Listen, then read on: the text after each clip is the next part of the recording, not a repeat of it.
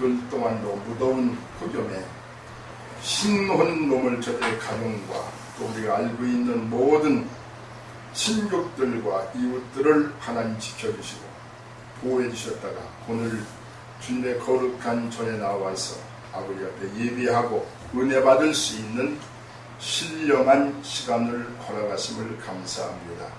이 시간도 아버님과 교제하는 시간이 되기를 소원하며 주의 거룩한 성령님의 세미한 음성과 감동과 감화와 위로와 임재하심을 받기를 원하나이다. 말씀을 통해서 깨닫게 하시고 세미한 아버님의 음성을 듣는 시간이 되게 하옵소서. 모든 말씀을 비울 때 우리 예수님의 이름으로 기도하옵나이다.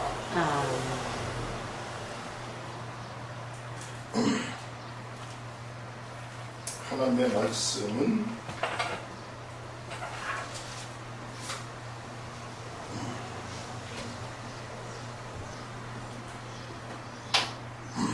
들었어요?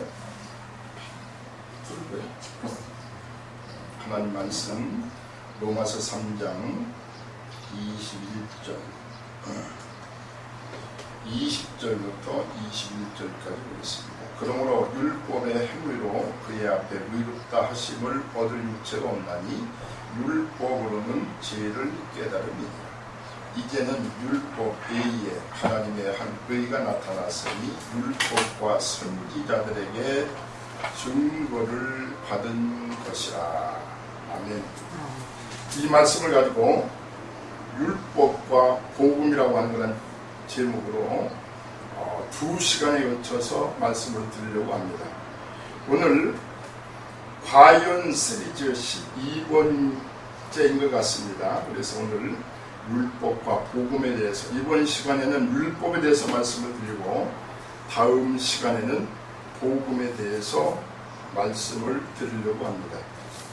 우리가 신앙생활을 하면서 기초가 바로 되지 못하면 아무리 열심히 신앙생활을 한다 하더라도 예수님께서 말씀하신 것 같이 반석 위에 집을 세우지 아니하면 수고하는 자의 수고가 헛되다고 하신 말씀과 같이 모든 신앙생활 자체가 잘못되고 맙니다. 그래서 우리 기독교 방송에서는 되도록이면 모든 청취자 여러분들에게 하나님의 말씀을 논리적으로 이치적으로 또 하나님의 귀한 말씀을 조직적으로 잘 증거해서 모든 청취자 여러분들의 신앙생활에 도움이 될 수 있도록 그렇게 해드리기를 소원해서 되도록이면 교육적으로 말씀의 방향을 이렇게 잡아봤습니다. 오늘 율법과 복음에 대해서 말씀을 증거하려고 하는데 우리가 잘 아는 대로 성경은 구약과 신약으로 되어 있지요.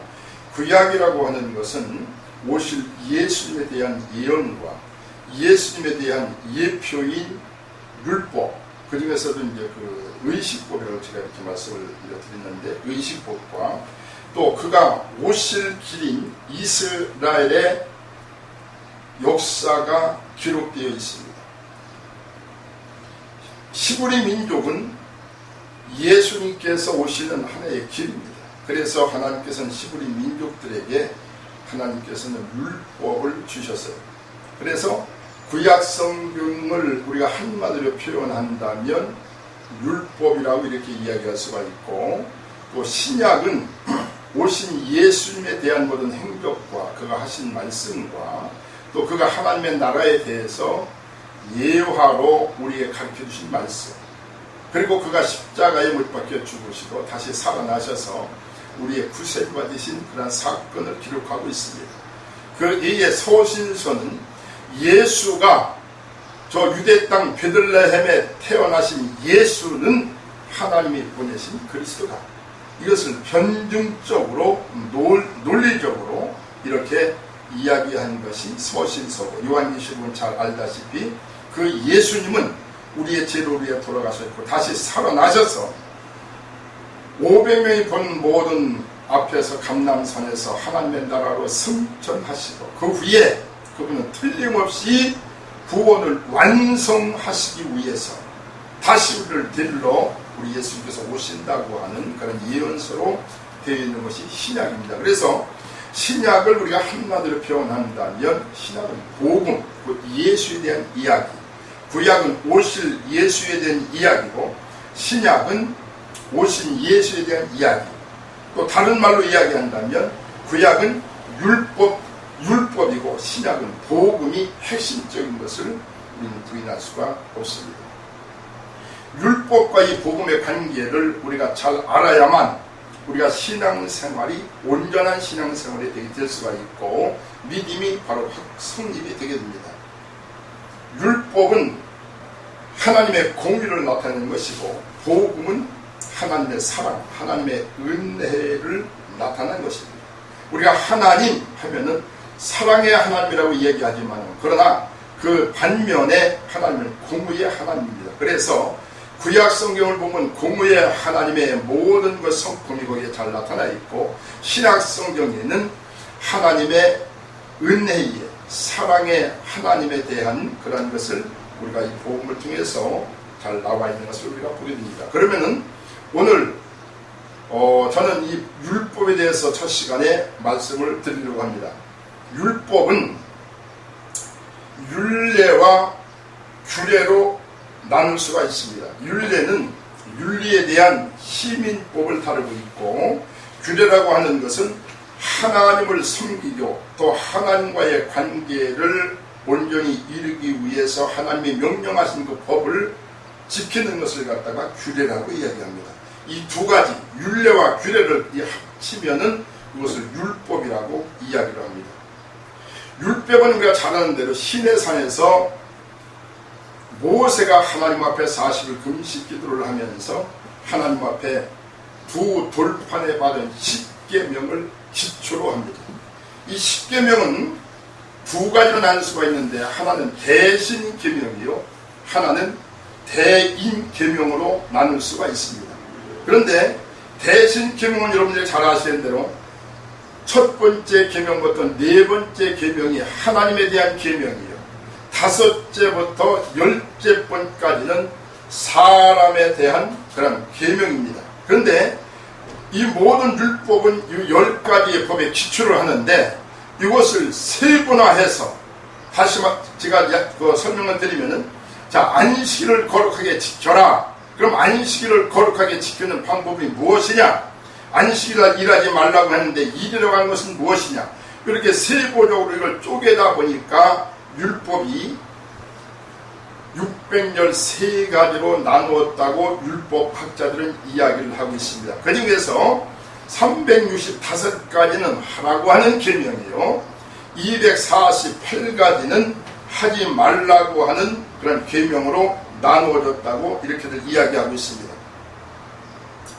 그런데 하나님께서 왜 그러면은 이스라엘 백성들에게 율법을 주셨느냐? 구약 시대 때 모세를 통해서 그리고 세분화해서 그것도 613가지나 되는 그러한 규례를 그러한 율법을 주셨느냐? 그것은 한마디로 말해서 율법을 지키라고 주신 것입니다. 그런데 문제는 누구 하나 이 613가지나 되는 이 모든 율법을 지키는 사람이 아무도 없습니다. 그러기에 로마서 3장 20절 말씀에는 율법의 행위로는 아무도 의롭다는 사람이 없다. 또 이 율법을 지키는 사람은 아무도 없고 모든 사람이 율법을 지키지 않기 때문에 그들은 죄인이 되었다고 우리 성경은 이야기하고 있습니다. 자, 613가지는 이 율법을 이 세상 사람들은 아무도 지킬 수가 없습니다. 그러면 지키지 못할 율법을 안 지키면 죽는다고 하나님이 선고로 하신 율법을 왜 그러면은 살아가는 이스라엘 백성들에게 또 하나님께서는 우리에게 주셨는가? 그 이유를 제가 몇 가지 말씀을 드리겠습니다. 첫째는 하나님이 선택한 선민을 문화 민족으로 만들기 위해서 하나님은 이스라엘 백성들에게 모세를 통해서 율법을 주신 것입니다. 어린 아이에게 하라 하지 말라 이러한 삶의 규범을 주는 것은 이 어린아이가 인격적으로 잘 자라나서 훌륭한 사람이 되게 하기 위해서 이러한 법을 주는 것입니다. 이러한 도덕을 주는 것이죠. 그래서 어떤 국가가 세워졌다고 하면 이 국가가 복지국가가 되기 위해서 이 국가에는 꼭 법이 있습니다. 이 법을 제정하는 것은 모든 사람들이 국민들이 상호간에 이 법을 준수함으로 더 살기가 좋고 더 자유롭고 복지국가를 이루게 하기 위한 하나의 수단으로 이 법을 주는 것이죠. 이 법을 잘 지키면 질서 있는 그런 나라가 되고 복지국가가 되지만 법이 집행되지 않고 법을 지키지 않는다고 하면은 그 나라는 무질서한 그런 나라가 되어서 존립할 수 없게 된 것입니다. 그래서 하나님께서 이스라엘 백성들에게 선민 이스라엘 백성들을 하나님께서는 그들에게 이 율법을 주신 것은 그들이 상호 하나님과 이스라엘 백성들 간에 아름다운 교제를 이루고 아름다운 관계를 유지하기 위해서 또 이스라엘 백성들 피차 서로 상호 간에 아름다운 관계를 유지하며 아름다운 복지를 이루기 위해서 하나님은 그들에게 율법을 하나님이 주신 것입니다. 그리고 또 하나님께서 이스라엘 백성들에게 하나님이 주신 그 율법을 우리가 보게 되면은 하나님께서는 아주 세밀한 것까지 주셨어요. 하나님이 주신 그 율법에 이스라엘 백성들에게 주신 거 보고는 위생법도 주셨고 그래서 그들이 청결한 삶을 유지해서 그들이 건강을 유지하고 인류, 문화, 민족이 되어서 예수님이 그 민족을 통해서 이 땅 위에 오셔서 그들이 이루어놓은 그 모든 문화를 통해서 대속의 십자가의 구속을 이루고 이 구원의 역사를 이룰 수 있도록 하기 위해서 하나님은 이스라엘 백성들에게 관심을 가지시고 그들을 양육하고 그들을 보호하고 또 그들을 최고의 민족으로 만들기 위해서 하나님은 세밀한 법까지 이스라엘 백성들에게 주셔서 심지어는 이스라엘 백성들에게 너희들이 대변을 보든지 아니면 용변을 보고 나서 그것을 그냥 버려두지 말고 꼭 그것을 덮어라. 그건 위생에 관한 것이죠. 또 우리가 문둥병들에 대한 그런 계명들 그런 율법들이 많이 또 있습니다. 그 외에도 무엇을 먹고 무엇을 먹지 말라고 하는 그런 모든 율법도 우리 예수님께서 하나님께서 이스라엘 백성들에게 주신 것을 보게 되는데 그것은 선민 이스라엘 백성들을 하나님께서 참 문화 민족으로 그들을 육성시켜서 그 민족을 통해서 하나님 아들 예수 그리스도가 이 땅 위에 오실 것이기 때문에 하나님은 그 민족을 이렇게 잘 지도하신 것을 우리가 보게 됩니다. 두 번째 하나님 이스라엘 백성들에게 율법을 주신 것은 뭔고 하니 죄를 깨닫게 하기 위해서입니다. 로마서 7장 7절 말씀에 보니까 율법에 대해서 이렇게 말 율법으로 말미암지 않고는 내가 죄를 알지 못하였으니 곧 율법이 탐하지 말라 하지 않았다면 내가 탐심을 알지 못하였으니 율법이 없을 때는 죄가 죄인 것을 알지 못하다. 율법이 제정되면서 죄가 죄로 인정되게 되었다는 말입니다. 하나님께서 이스라엘 백성들에게 율법을 주신 것은 죄가 무엇인가를 알게 하기 위해서 지금 우리가 이제는 우리 한국이 하나님 앞에 복을 받아서 지금은 다 개인들이 자가용을 다 갖고 허진다 있습니다. 그전에는 교통법규가 별로 없었어요. 음주 운전에 걸리면 수백만 원씩 벌금을 내고 심지어는 구속까지 되고 합니다만 옛날에 자동차가 없던 우리가 60년대 50년대만 하더라도 그때는 별로 음주 운전이 그렇게 엄중하지를 않았어요. 또 빨간 물이 있어가지고 그냥 건너가고 하면은 거기에 벌금을 또 물고 합니다만은 옛날엔 그런 것도 별로 없었습니다. 그러나 사람들이 많고 자동차가 많다 보니까 지금 나름대로 국가에서 법을 제정을 해서 교통법을 제정해가지고 거기에 저촉되는 사람에게 벌을 가하는 것을 보게 됩니다. 이 법을 제정하는 것은 모든 국민들이 아름다운 질서를 유지하고 그들이 편리하게 살게 하기 위해서 이런 법을 주는 거죠. 제정하는 것인데, 이 법을 제정하는 것은 빨간불이 켜졌을 때 지나가는 것은 그거는 죄다. 또 술을 먹고 운전대를 잡고 운전하는 것은 그건 죄다. 이러한 것들을 법을 제정함으로 말미암아 이런 것들이 죄라고 하는 것을 알게 하기 위해서 하나님께서 이스라엘 백성들에게 율법을 주신 것은 죄가 무엇이며 또 하지 말아야 될 것이 무엇인가를 하나님은 그들에게 가르쳐줘서 그들을 양육하기 위함입니다. 제 율법은 전체를 수없이 많지만은 이것을 두 가지로 나뉘면은 하라 하지 말라, 두 가지입니다. 율법은 하라 하지 말라. 왜 하나님께서 그들에게 율법을 주어서 하라고 하고 말라고 하셨느냐?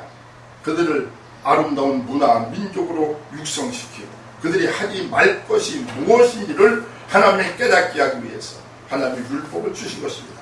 우리 예수님이 이 땅 위에 오셨을 때 참 빛, 그 빛이 이 땅에 오셨지만은 저들이 어둠에 처했기 때문에 그 빛을 알지 못했다고 우리 요한복음에서 말씀하시고 있는데, 예수님이 이 땅 위에 참 빛으로 오셨어요. 오셔서 우리 인간들이 무엇이 죄며 우리 인간들이 정체가 무엇이며 지금 처해 있는 모든 환경과 여건이 어떠한 것을 알지 못하기 때문에 우리 예수님은 빛으로 오셔서 우리 인간들의 정체를 예수님께서는 알게 하셨어요. 그 당시에 저 바리새인들과 유대인들은 이 율법만을 지켜야만 의로워진다고 해서 그들은 율법을 지키려고 무진 애를 썼습니다. 그걸 하다 보니까 사람들이 보는 앞에서는 율법을 지키는 것 같이 하고 또 안 보는 데서는 율법을 못 지켜도 그들은 양심의 가책을 별로 받지 않고 이렇게 위선적인 삶을 살고 있을 때 우리 예수님께서 오셔서 그분은 친히 이 율법을 더 강화하신 것을 우리가 마태복음 5장 산상보훈에서 예수님이 말씀하신 그 말씀을 통해서 우리가 알 수가 있습니다. 그 당시에 하나님이 이스라엘 백성들에게 주셨던 율법은 간음하지 말라 그래, 살인하지 말라. 그런데 예수님께서는 여자를 보고 음욕을 품으면 간음한 자요, 형제를 보고 미워하면 이미 그는 살인한 자라. 남의 물건을 보고 탐하면 그것이 도둑질하는 것이다. 우리 예수님께서는 우리 인간들이 무엇이 죄인가 그 근본을 주님께서는 친히 보게 해서 그들이 본인들에게 정체를 바로 깨닫고 자기들이 죄인인 것을 알게 하기 위해서 우리 예수님께서는 이 땅 위에 빛으로 오셨어요. 그리고 예수님은 회개하라고 외친 것을 우리가 보게 됩니다. 율법의 용문은 이 땅 위에 613가지 그 외에 율법은 하나님의 양심인데 하나님의 그 양심인 율법을 지키는 사람이 아무도 없고 모든 사람이 다 율법을 어긴 불법자, 죄인인 것을 깨닫게 하기 위해서 하나님께서 이 이스라엘 백성들에게 또 우리에게 율법을 주신 것입니다. 율법이 오기 전에는 우리가 죄가 죄인 것을 알지 못했으나 율법이 오고 난 후에 우리가 죄가 죄인 것을 우리가 알았다고 바울사에게 아까도 고백한 것 같이 율법은 죄를 깨닫게 하기 위해서 죄를 알게 하기 위해서 오셨다. 우리에게 주셨다. 세 번째, 율법은 하나님의 구세주 되심을 가르치는 하나의 그림자입니다. 하나의 예표로 하나님이 주신 것이죠. 물론 율법에는 두 가지가 있다고 했어요. 규례가 있고 또 율례가 있다고 했어요. 여기서 말하는 것은 규례입니다. 규례는 의식고 하나님을 섬기고 하나님을 섬기는 그런 법을 우리에게 주신 것을 갖다가 얘기하는 거예요. 율법은 이 규례는 하나님을 섬기는 이 모든 규례는 구세주 되신 예수 그리스도가 구세주 되시는 것을 우리에게 가르쳐 주기 위한 하나의 그림자며 예표라고. 그래서 그래서 2장 17절 말씀에 율법은 장차 오는 일의 그림자라 그랬어요. 여기서 2장 15절 말씀에 율법은 자기 육체를 율법으로 자기 육체로 폐하셨으니 그랬어요. 율법을 자기 육체로 폐하셨습니다. 그러니까 이 말은 무슨 말인고 하니 예수님께서 율법 이 규례라고 하는 것은 예수님이 이 땅에 오는 하나의 그림자고 예표인데 참 형상이신 예수 그리스도가 이 땅에 오심으로 말미암아 이 모든 규례를 이 모든 율법을 폐했다고 하는 그런 말입니다. 성막이나 성전 내부 또 아니면은 제사법 또한 절기 유월절이라든지 이런 것은 예수님의 그 대속을 상징하는 것이고 예표하는 것이고 무기를 같은 것은 누룩 없는 떡과 같이 죄 없이 이 땅 위에 우리 예수님께서 오실 참 생명의 떡으로 오실 예수님을 예표하는 것이고 초실절은 예수님의 부활을 예표하는 것이고 장막절은 우리가 앞으로 예수님이 이 땅에 오셔서 천령왕 속에 들어가서 우리가 쉴 것을 예표하는 것이고 나팔절은 우리 예수님께서 천사령의 나팔소리와 함께 이 땅 위에 재림하실 것을 예표하는 하나의 절기입니다. 우리가 잘 아는 대로 속죄절은 예수 그리스도의 죽음과 부활을 우리에게 그 절기를 통해서 가르쳐주는 하나의 그림자이고 예표인 것입니다. 안식일 같은 것은 이 땅 위에 안식의 주인 되시는 예수 그리스도가 오셔서 모든 사람들에게 평안을 주시고 참 안식을 주실 것에 대한 하나의 예표입니다. 그래서 이 모든 것은 하나의 그림자라고 했어요. 그가 오시면 이 모든 것들이 다 폐해진다고 골로새서 아까 제가 말씀드린 대로 그렇게 이야기하고 있습니다. 안식일의 주인은 예수 그리스도예요.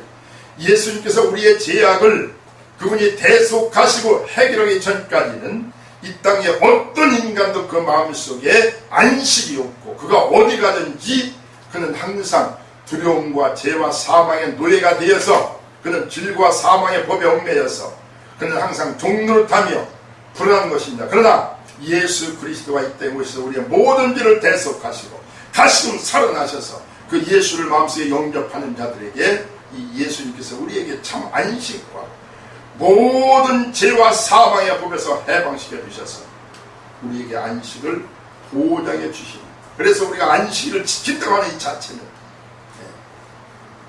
그것은 참 안식의 주인이신 예수 그리스도가 오실 것이라고 하는 것을 우리가 예표해 주는 것입니다. 그래서 율법은 규례, 특별히 규례는 장차 이 땅에 오신 예수 그리스도에 대한 하나의 그림자라. 네 번째, 율법을 하나님께서 이스라엘 백성들에게 또 우리에게 주신 그 목적 네 번째입니다. 그것은 무엇인고 하니 은혜를 입은 후에 다시 말하면 예수 그리스도를 마음에 영접한 하나님의 거룩한 자녀들에게 성화를 이룰 수 있는 보약으로 하나님이 주신 것입니다. 이제 우리 하나님의 백성들은 이 규례, 하나의 의식법, 하나님을 섬기는 이 모든 의식법, 이것들은 예수님이 오심으로 다 폐해졌다고 그랬어요. 우리가 아파트를 짓기 전에 자, 아파트를 이렇게 질 것입니다 하고 모델하우스를 집니다. 거기에 모든 아파트 질 걸 똑같이 갖추어 놓고 사람들이 그걸 보고 와서 계약하도록 합니다. 그러고 나서 아파트가 전부 다 완공이 되면 그리고 이것이 다 분양이 되어버리면은 모델하우스가 필요 없어요. 자기 역할을 다 했기 때문에 다 부셔버리는 것입니다.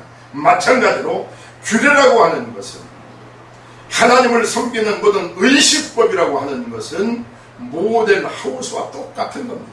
그래서 이 모든 율법은 폐했다고 하는 것이지 하나님, 사람과 사람 사이 우리가 하나님을 사랑하는 이 감정적 이 모든 관계 이런 윤례적인 하나의 규례적인 이 윤리적인 율법이 폐한 것은 아닙니다. 이 윤례는 우리가 천국 갈 때까지 천국 가서도 영원히 존속될 율법입니다. 그것은 이 법을 한마디로 말하면 하나님을 사랑하고 사람을 사랑하라. 이 율법이라고 하는 것은 딱 두 가지. 하나님을 사랑하고 사람을 사랑하라. 이것도 한마디로 말하면 사랑입니다. 우리가 이 땅 위에서 뭘 하라 하지 말라, 이것은 갈라디아 3장 말씀에 보면은 아직도 너희가 율법 아래 있는 자는 그건 몽학 선생 아래 있는 자다. 몽학 선생이라고 하는 것은 유치원 선생을 가리켜서 몽학 선생이라고 해요. 아주 어린아이 가리키는, 아직도 예수를 믿으면서 예수님을 영접하고도 아직도 율법에 얽매여서 하라 하지 말라, 여기에 얽매여서 세상을 살아간다면 그건 아직도 몽학선생, 아직도 유치원 다니는 어린아이가 똑같다.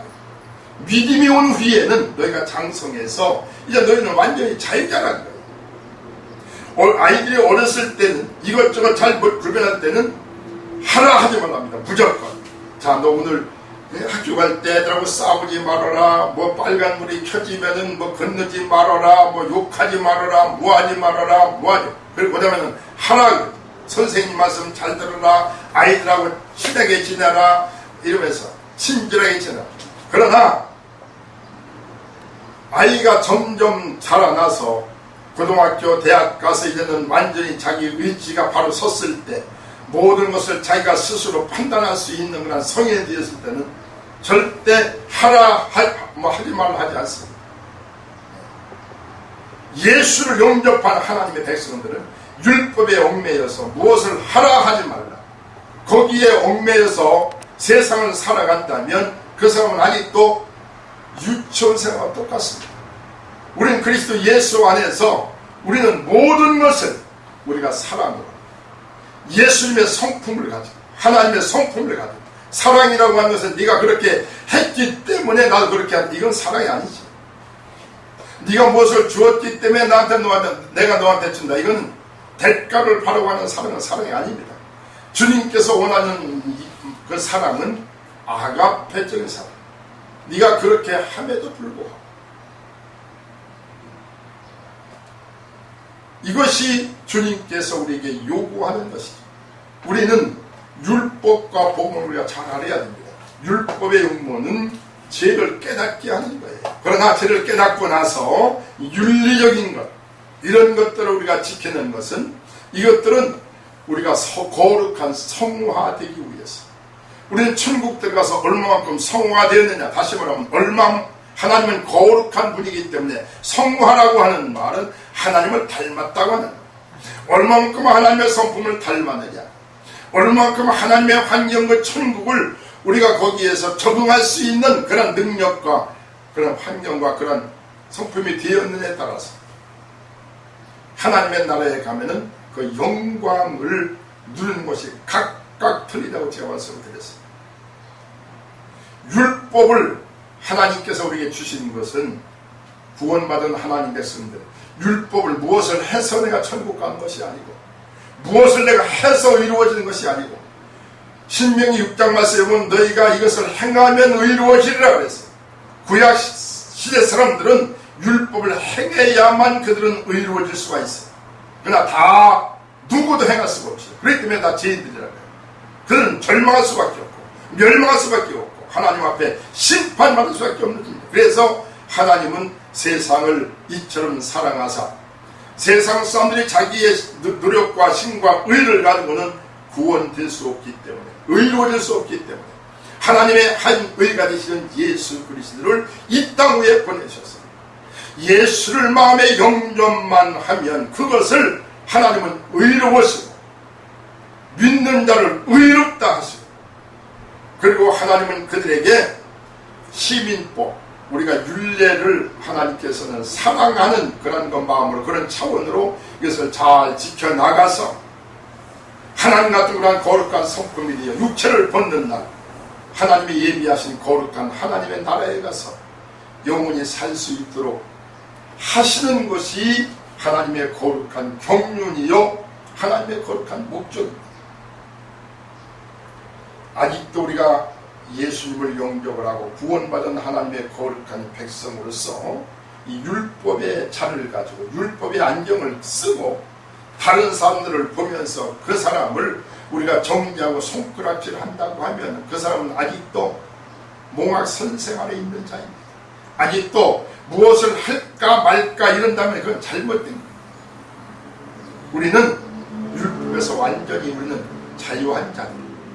율법은 율례는 다 이루어졌고 이제는 정말로 우리가 어떤 의식이나 무엇에 우리가 얽매이지 아니하고 우리는 중심을 다하여 우리가 마음을 다하여 하나님을 찬양하고 감사하고 늘 기뻐하고 늘 기도하며 하나님 아버지를 우리가 마음속에 항상 모시고 그가 나를 보고 계신 것을 항상 의식하고 아버지 하나님이 나에게 은혜를 주시고 나를 사랑하고 용서하셨고 하나님이 나 같은 것을 받아주셨기 때문에 나도 하나님의 아들로 하나님의 자녀 하나님의 똑같이 햇빛과 비를 주는 하나님의 자녀들 이웃들을 하나님의 눈으로 하나님의 마음으로 하나님의 사랑으로 그들을 용납하고 그들을 대접하고 그들과 교제하고 이렇게 우리가 세상을 살아간다고 하면 마지막 아버지 앞에서 칭찬받지 못할 자가 아무도 없을 줄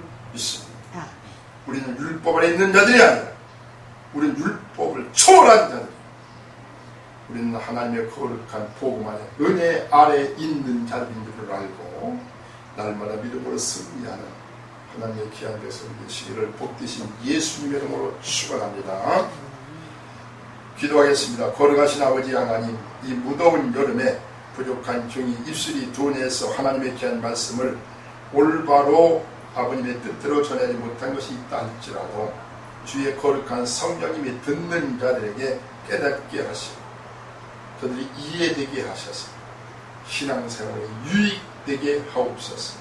아버지 하나님, 우리 사랑하는 김기회 목사님을 하나님께서 마지막 때 쓰시려고 교육 방송을 세우게 하셨고 이 기관을 통해서 아버님의 거룩한 역사를 이루어 나가시는 것을 믿습니다. 크게 지원하시고 아버님 크게 후원하시고 아버님 크게 밀어주시옵소서. 문 열어주시고 아버지 하나님께서 함께 하시고 우리 예수님 크게 축복하옵소서. 성령님 크게 성령께서 역사하시고 이끌어 주시옵소서. 모든 말씀을 드리고 예수님의 이름으로 축복하며 기도합니다. 아멘.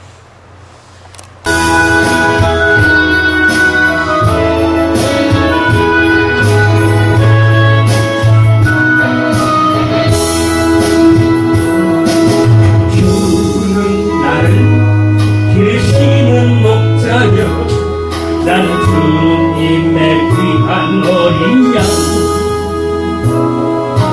푸른 풀과 맑은 시내 물가로 나를 인도하여 주신다.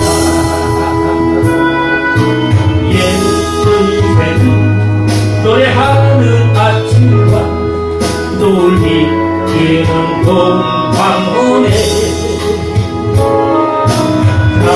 사랑하는 나의 목자인 저는 나를 언제나 불러주신다. 주는 나의 통목자 나는 그의 어린가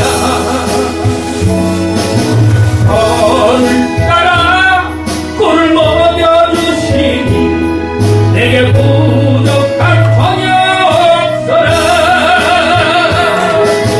여호와는 나의 힘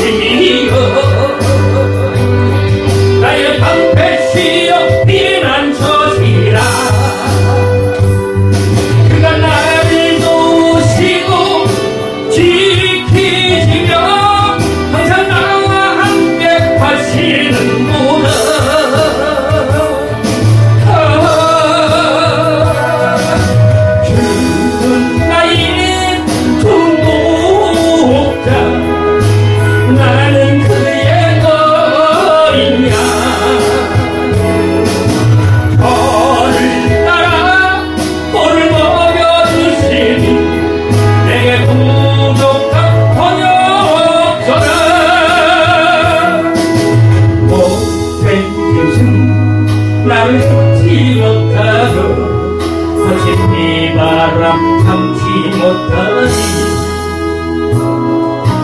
나의 주님 강한 손을 펼치사 나를 주야로 지켜주신다. 못된 것은 나를 해치 못하고 거친 비바람 참지 못하니